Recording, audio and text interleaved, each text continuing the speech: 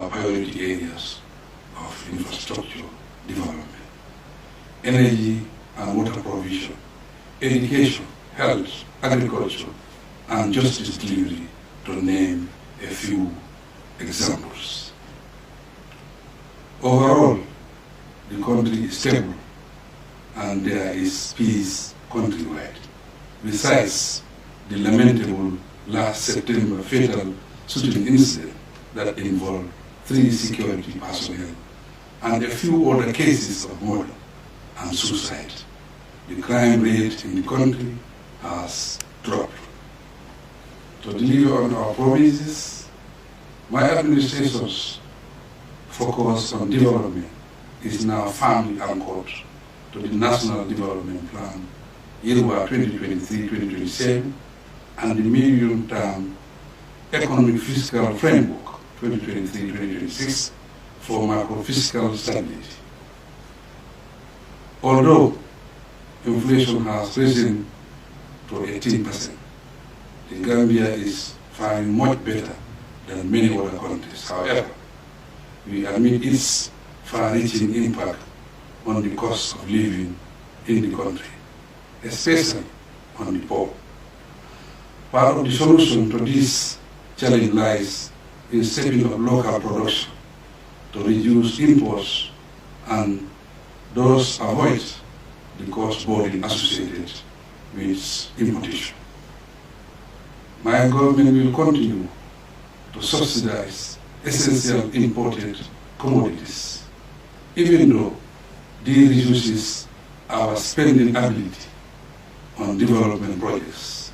Thus, to compensate for this, we must fall back on taxation, that is, taxation purely for inclusive development.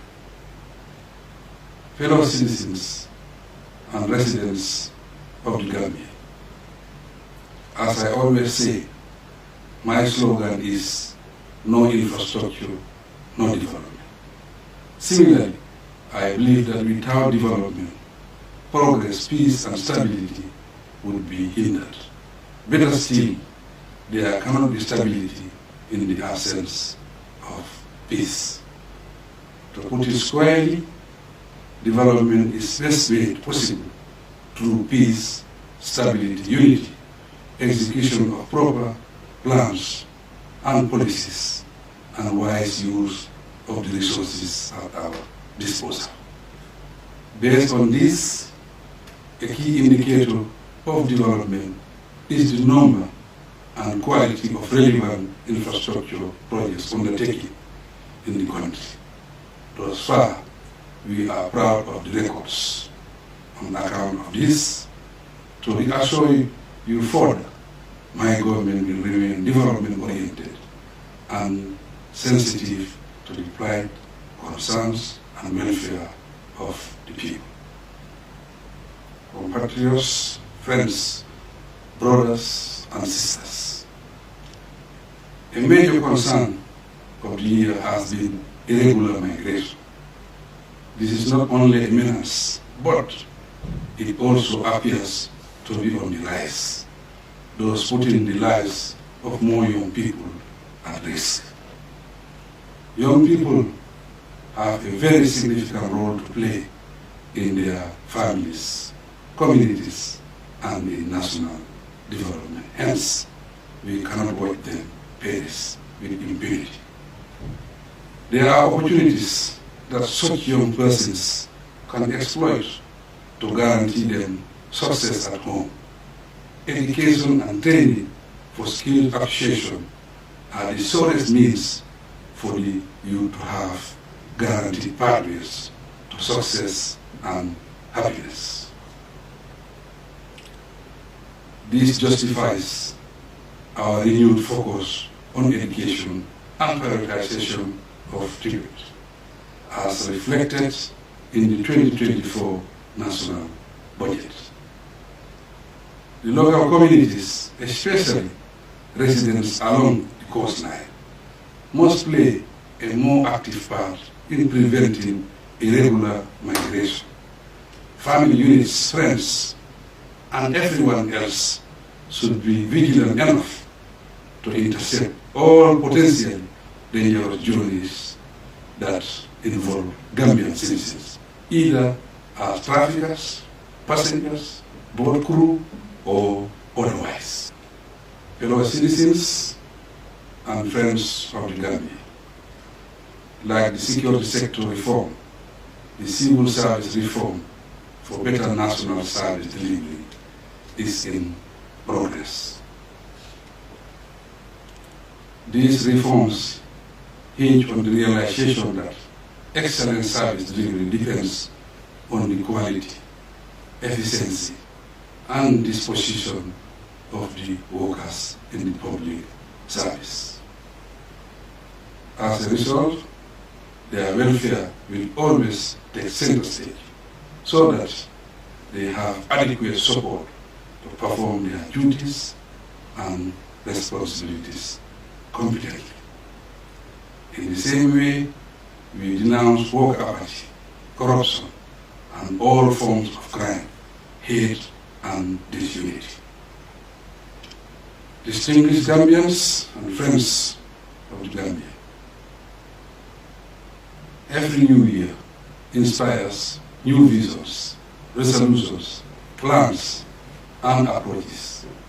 2024, in line with the New Year program, I propose that we adopt efficiency for quality output as our New Year resolution. Inject quality into whatever we do and act as agents of peace and development. It is only through quality work and quality outputs that durability is guaranteed.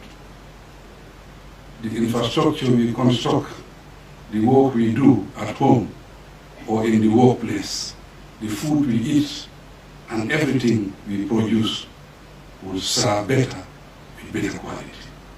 Consequently, every citizen should strive for quality development, for quality life. I urge that all assessments of work done in the country have a component on quality variables of international standards. This is particularly important for service delivery, and it includes government contracts, policies, and personnel hired for public service. Furthermore, for the attainment of our Yoruba goals, I advise all public servants and institutions to aim higher, target bigger, and work harder, with a laser focus cast on the people and the environment. For government, the feedback from the last Meet the People talk was positive and encouraging. We will keep our promises to the people and work together to develop the nation. This is the task at hand. I must warn that there is growing instability within the sub-region, which we must not entertain. The Gambia has been bitterly unstable before. Therefore, let nothing deceive us to fall into that trap ever again. In this regard, the causes of disorder, such as divisive politics, land issues, and ethnic rivalry, must not be condoned. As a people, let our national pride and collective determination fuel our efforts, while our diversity, knowledge, skills, and values be the transformative tools for the change and development we so badly desire. There is no richer or more potent resource than the people. With everyone on board, no challenge is insurmountable.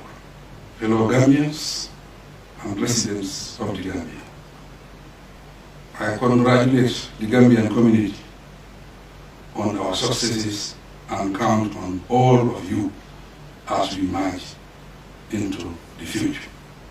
The world is designed to pose challenges to humankind, which requires prioritization, making sacrifices, and working hard to attain our goals. In 2024, among other events, we eagerly look forward to 3 major events, namely the OIC Summit, the Janjambure Bicentenary Festival, and holding a referendum on the new constitution for the Third Republic. The government solicits your support as they unfold. For the cooperation and collaboration we enjoy, I thank all categories of leaders in the country and all those in the public and private sectors. I am also thankful to our development partners and every citizen and friends of the Gambia. As we celebrate the new year, let us remember to pray for the lives lost during the year. They include the gentle souls of former Vice President Barrow, our fallen security personnel, the unfortunate migrants who pass on in their quest for greener pastures, and those who departed this life in one way or another. God's peace be with them. To conclude, I wish you all a very happy and prosperous 2024, and pray that life gets better with each new year. May God bless us all. I thank you for your kind attention.